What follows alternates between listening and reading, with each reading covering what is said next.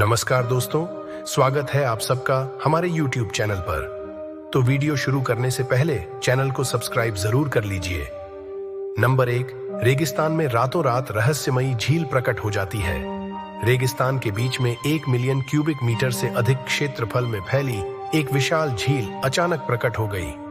हे मामला है ट्यूनीशिया की। पानी के एक निकाय ने 40 डिग्री सेल्सियस के भीषण मौसम से राहत पाने के लिए बहुत से गर्म लोगों को अपनी ओर आकर्षित किया और इसे लेक डी गाजा या संक्षेप में गप्सा के रूप में जाना जाने लगा। तथ्य यह था कि जब झील प्रकट हुई थी तब वहां सूखा था और इसने इस घटना को और अधिक हैरान कर दिया था। थोड़े समय बाद पानी क्रिस्टल स्पष्ट नीले रंग से हरे रंग में बदल गया। वैज्ञानिकों ने चेतावनी दी थी कि पानी कैंसरकारी हो सकता है, लेकिन यह इतना अधिक गर्म था कि लोगों को इसकी परवाह भी नहीं थी। झील के प्रकट होने के लिए कोई आधिकारिक स्पष्टीकरण नहीं दिया गया। वैज्ञानिकों का मानना है कि उस स्थान के नीचे भूकंपीय बदलाव है, जिसके कारण पानी जमीन के नीचे से ऊपर आ गया। भाग्यशाली होने की बात करें तो इन लोगों के पास निश्चित रूप से कोई व्यक्ति या कोई चीज थी जो उनकी देखभाल कर रही थी। नंबर 2, नमोस मच्छर सहारा रेगिस्तान के भौगोलिक केंद्र में दुनिया के सबसे दूरस्थ स्थानों में से एक में स्थित है। असामान्य एक विलुप्त ज्वालामुखी क्रेटर है जो 4 किलोमीटर चौड़ा है और इसके चारों ओर 10 से 20 किलोमीटर तक राख का एक क्षेत्र है। यह कैसा दृश्य होना चाहिए? एक छोटे से तथ्य को छोड़कर कि आसपास के पानी के शरीर मच्छरों से पीड़ित हैं, यह तथ्य स्पष्ट रूप से स्थान को मच्छरों के लिए ओएसिस या दूसरे अनुवाद से मच्छरों का क्रेटर नाम देता है। यह मच्छरों के निर्माता के नाम से एक अच्छा धातु एल्बम लगता है। वैसे भी ये सभी झीलें और पानी के छोटे शरीर इसके केंद्र में एक छोटे काले शंकु के चारों ओर बनते हैं। हालांकि पानी अपने उच्च नमक सामग्री के कारण पीने योग्य नहीं है। यह विशेष नखलिस्तान सदियों से एक जल छिद्र के रूप में कार्य करता रहा है, जिससे थके हुए यात्रियों को रेगिस्तान में अपने लंबे ट्रैक के दौरान आराम करने और कुछ ताजा पानी मिल जाता है। नंबर 3, कोट्स्की स्तंभ मठ। कोट्स्की स्तंभ मठ जमीन से 130 फीट या 40 मीटर ऊपर है, इसलिए जाहिर है कि यह मेरे लिए एक कठिन नहीं होगा। एक प्राकृतिक रूप से पाए जाने वाले चूना पत्थर के शीर्ष पर स्थित मठ केवल एक पतली लोहे की सीढ़ी द्वारा सुलभ है, जो पत्थर के किनारे बोल्ट से जुड़ी हुई है। इतना ही नहीं, बल्कि जो भिक्षु अपनी दैनिक प्रार्थना के लिए वहां जा रहे हैं, वे इस चढ़ाई का उपयोग प्रतिबिंब के एक पल के रूप में करते हैं। और भगवान के करीब जाने का एक तरीका है।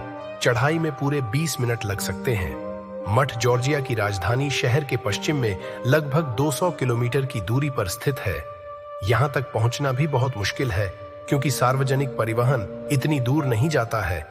वास्तव में वहां पहुंचने का एकमात्र तरीका बस या कार है, लेकिन मैंने जो अध्ययन किया है उसके अनुसार यह इसे दुनिया के सबसे अलग और पवित्र चर्चों में से एक माना जाता है। इसलिए आप सभी के लिए जो ईश्वर से प्रेम करते हैं और ऊंचाइयों पर चढ़ना चाहते हैं, यह आपके लिए है। नंबर 4, अटलांटिक महासागर की संरचना। हॉवेल का चलता फिरता महल। फ्रांस के तैरते महल के बारे में क्या ख्याल है? हालांकि यह वास्तव में तैरता नहीं है, लेकिन जब आप दूर से महल को देखते हैं तो आप निश्चित रूप से ऐसा सोचेंगे। यह फोर्ट बोयार्ड है, जिसे मूल रूप से एक रक्षात्मक महल के रूप में डिजाइन किया गया था, जो कि चारांते के तटों और ओरोशा किले के बंदरगाह की रक्षा के लिए बनाया गया था। हालांकि निर्माण 1662 में शुरू हुआ था, लेकिन मूल वास्तुकारों को यह देखने में अधिक समय नहीं लगा कि यह परियोजना बहुत महंगी और समय लेने वाली थी, इसलिए इसके बाद निर्माण बंद हो गया। यह 1.5 शताब्दी से अधिक समय तक अधूरा रहेगा, क्योंकि इसके आसपास फ्रांसीसी अंग्रेजी युद्ध छिड़ जाएगा। अंततः 1802 में नेपोलियन ने देखा कि सामरिक दृष्टिकोण से यह किला कितना उपयोगी हो सकता है। नंबर 5, रिचर्ड तृतीय की खोज। अब आप सोचेंगे कि यदि आप इंग्लैंड के राजा होते तो आपको किसी सुपर महाकाव्य मकबरे या यहां तक कि एक भयानक महल में दफनाया जाता, लेकिन प्राचीन मिस्रियों ने निश्चित रूप से यह साबित कर दिया था कि यह निश्चित रूप से राजा रिचर्ड तृतीय के मामले में नहीं है, जिन्हें लोचेस्टर में एक कार पार्क के नीचे एक बहुत ही अप्रत्याशित स्थान पर दफनाया गया था। इंग्लैंड के राजा का बेचारा आदमी कारों के एक समूह के नीचे जमीन में एक छेद में दफन पाया गया था। अवशेषों पर कुछ परीक्षण करने के बाद वैज्ञानिकों ने पुष्टि की कि डीएनए उनके वंशजों से मेल खाता है और इन कठोर परीक्षणों और आगे के शैक्षणिक अध्ययनों के बाद हड्डियों को वास्तव में 1455 और 1540 के बीच कार्बन डेटिंग की गई है।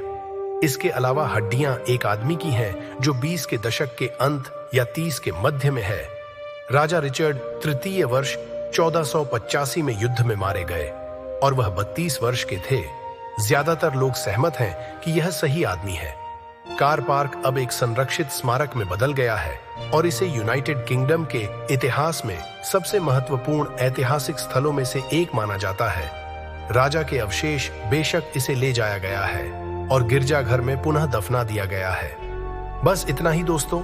अगर आपको हमारा वीडियो पसंद आया हो तो कृपया लाइक और सब्सक्राइब जरूर करें और कमेंट में हमें बताएं कि वीडियो कैसी लगी। मिलते हैं हमारे अगले वीडियो में। धन्यवाद।